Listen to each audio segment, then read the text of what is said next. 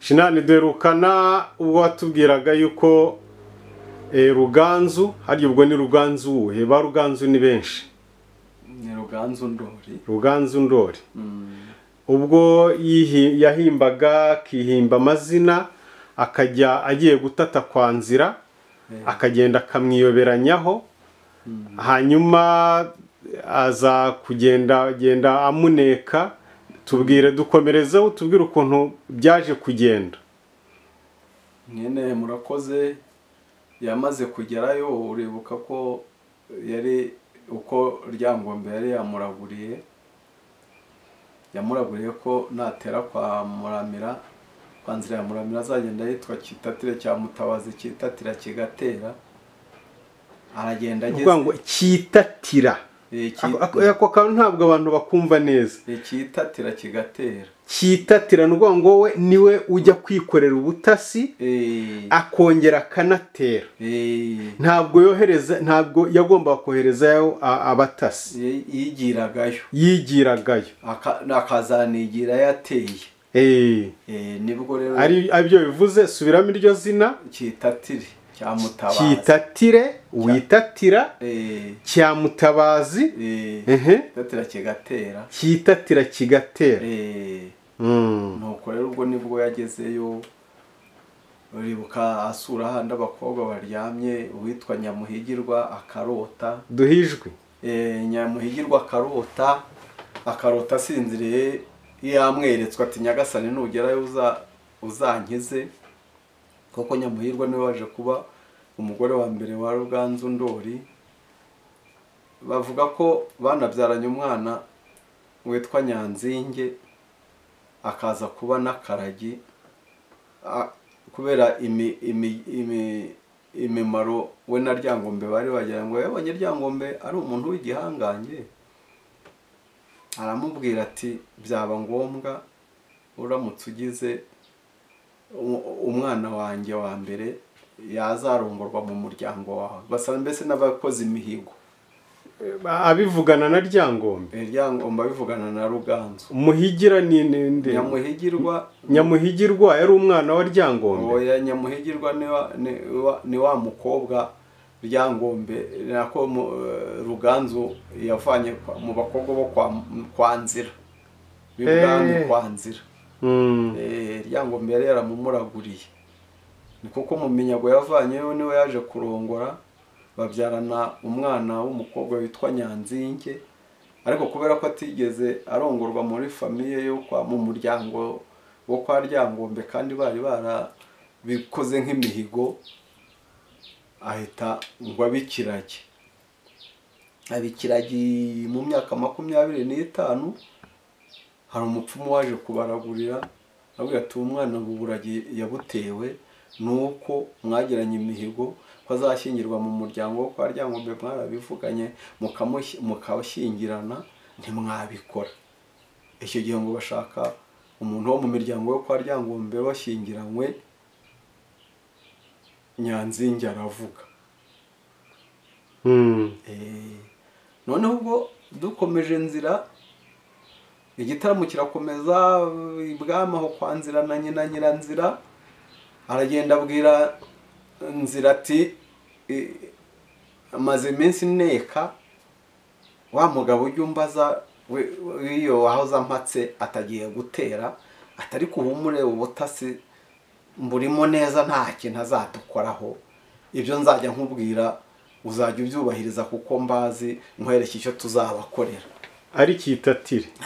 Nuvuga ngo Kitatire yagiye we ari Ruganzu ashaka kuzatera Nzira akanamwica. Noneho we agenda amubeshya yuko amuzaniye amakuru yo kwa Ruganzu. Kandi ariho yari ahatswe. Kumbi yagiye kuguhakwayo. Noneho ageze aho atumaho i Rwanda, ubwo nawe yatumaga izindi ntasize zijya kuvugana n'ibisumizi. Ibisumizi byari ingabo ze. Baragenda barabibwira, avuga ati muzaze muca ingando hano, nzaza mpababwire nako mpabasangiye mpababwirire amategeko uko tuzabigenza. Ubwo ajya kuri Nzira, uvuga ati ba bantu naranetse bari hafi gutera. iyo atari kuhumura kuko nzizi nta kintu bazakora, ahubwo ibyo nzajya nkubwira uzajya ubishyira mu bikorwa nkwereke.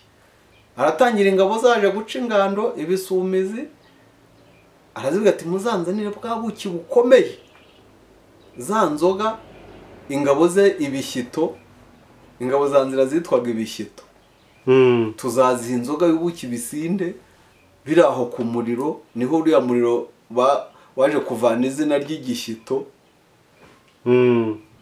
Ati hanyuma nibisinda amacumu n'imiheto nzabibakuraho ngende mbibike, nze mbabwire muzamuke tubyice nta n'intwaro bifite. Biba gutyo, araza abwira sebuja ati za ngabo zaraje zizaca inganda aha naha byose ndabizi, atari ko uburyo bwo kubatsinda neza ni bantu b'ibisambo ndabazi, bakunda ibiryo cyane cyane inyama.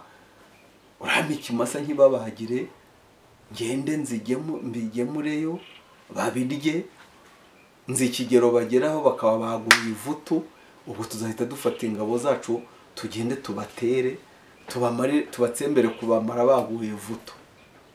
Ati nibyo, nta cyo wambura. Amuha cya kimasa, kimasa arakibaga, inyama barazitunganya, bazishyira ibisumizi, birateka birarya, n'inzoga nziza biranywa. Abwira ati ubwo mube tayari, muzaze nta ushonje nta kimufite ingufu. Bati rwose. Nawe akabwira sebuja ko ari uburyo bwo kubagusha ivutu ngo bazabice batibasha.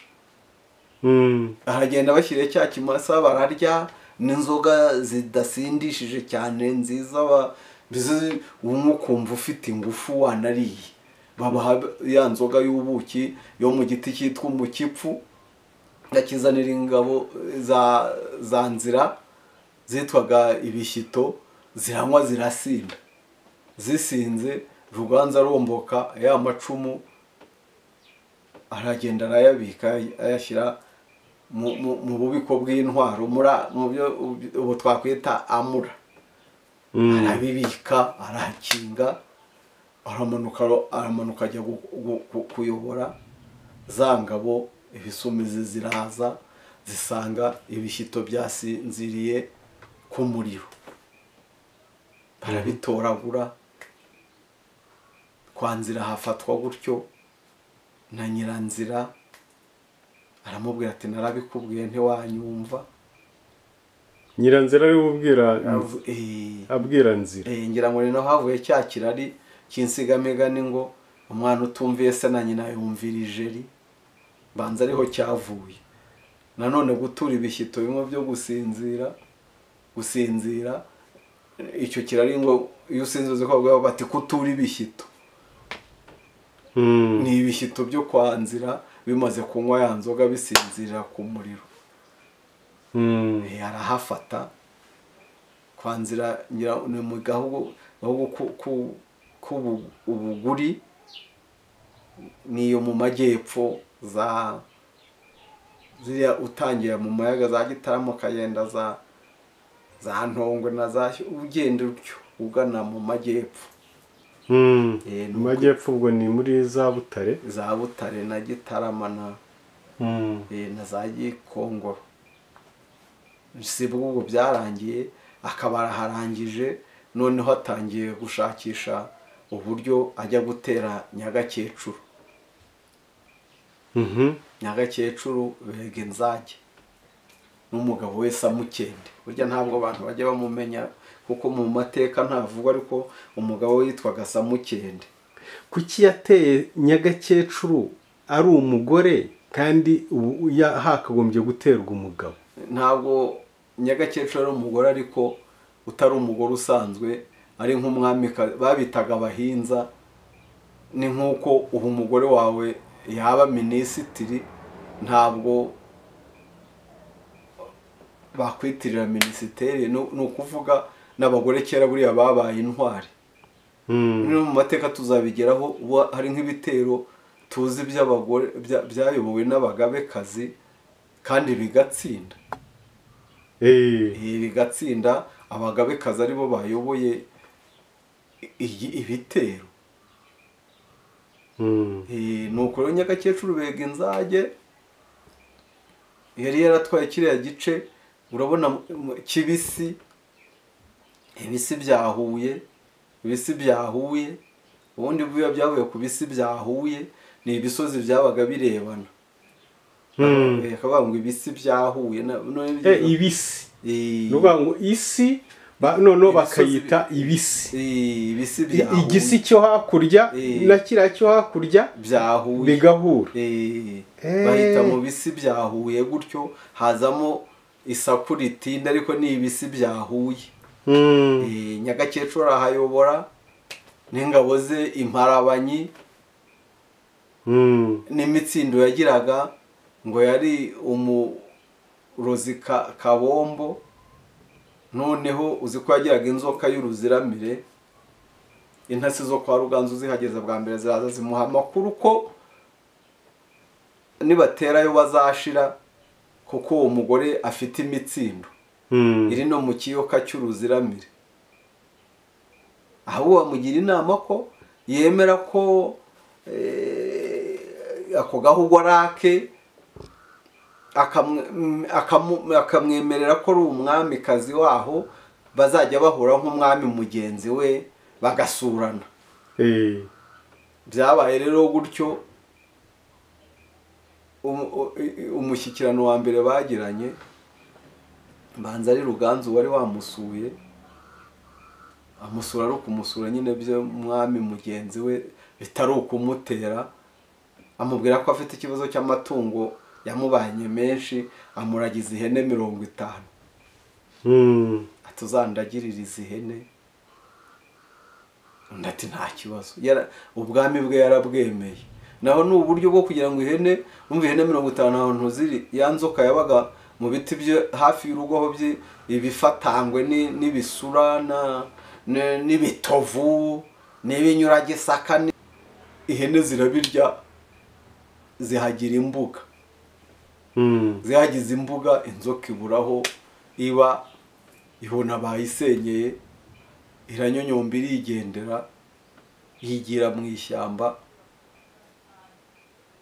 n'imitsindo yayo irayijyana. Ni ukuvuga ngo abantu bazaga gutera Nyagakecuru ya nzoka ikabarya, babibona ubwo yari ifite imitsindo bagahita neza bagatsindwa n'ingabo, bigatuma n'ingabo biziha imbaraga, byabaga ari izo ngufu zabo zigatsinda ingabo ze Imparabanyi, ziyobowe umuyobozi wazo ari we Kamanda. Uzi uko yitwaga? Yitwaga Mba. Ku Ruganzu ramaze kumutera mwishe, abyishe zishize, inkuru isakara ku busozi bwose bati Nyagakecuru ibye byarangiye n'ingabo z'Imparabanyi. Ni naho havuye ikirari cy'insigamigani, tuganira tugende tubonana ibiraraho byagiye biva. Maze ati barangiye ko yati byarangiye habe namba. Habe namba. Mba ari we wa mukuru w'ingabo za Nyagakecuru. Imparabanyi. Ati byarangiye ati rwose ati habe namba. Mba nawe yapfuye. Nawe yarangiye. Bati byarangiye. Ikirari kivaho, niyo mpamvu umuntu akubaza ati si ibi n'ibi bimeze bite, byashitse. Basi habe namba. Urumva Mba ni umuntu umwe muri batayo zirenze zingahe zari zirinze kwa Nyagakecuru.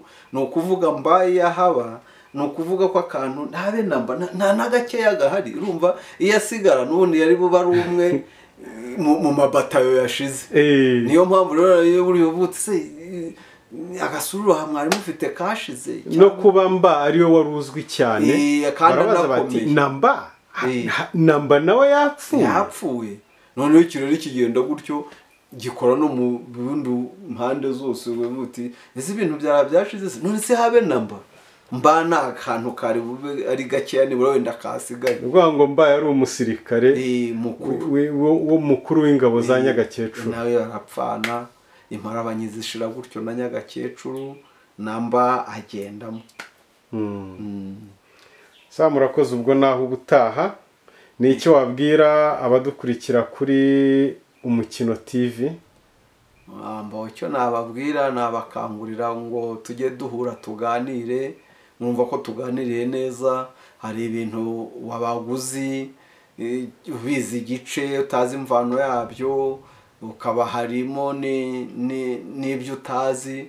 Ibyo turabasaba ko ibyo mwamuzi natwe mwatwungura, kuko ntabwo umuntu amenya byose.